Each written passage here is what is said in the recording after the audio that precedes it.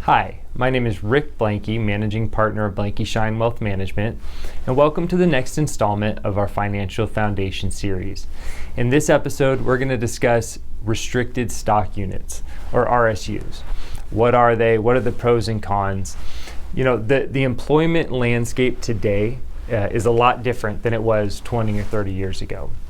Big business has mastered the art, some would say, of building out incentive structures to promote employee engagement and retention.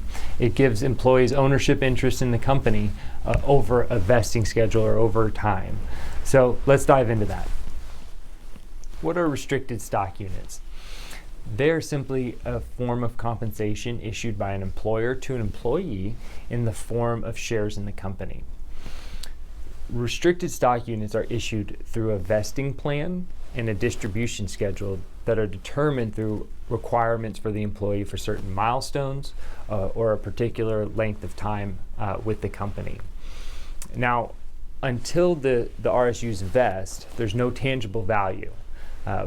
But once they do, as we'll discuss later, the employee would receive the shares of the company. Some would have to be taken out for taxes and etc. But until the vesting is complete, the RSUs are restricted. So you cannot trade the restricted RSUs. Next, I want to touch on the tax treatment of RSUs. And it's a little different than ordinary income to a degree, but when the RSUs and the shares vest, they're assigned a fair market value or a cost basis.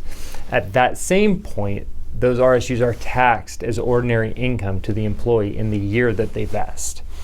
Now, again, once they're vested, a portion of the shares that the employee would receive are withheld to pay the income taxes. So to reiterate, you're taxable as an employee of a company that participates in the RSU structure. Your taxable income for the year is the market value of the shares at the time of vesting. There are two main incentives with the RSU structure.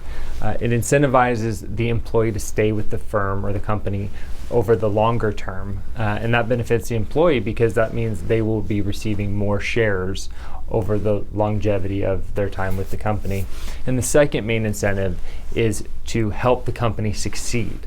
This is good for the company as well as good for the employee because it helps the company succeed, but also it increases the value of the shares that the employee will be receiving over time. As for cons with RSUs, there aren't many. One may be that the RSUs don't pay dividends. Your employer may opt to pay you a dividend-like alternative, but you're not actually going to receive dividends from the RSUs themselves. Another con is that you are limited in your tax planning. You aren't eligible to prepay your taxes for your vesting shares. You're going to actually have to pay the income tax when the shares vest that calendar year.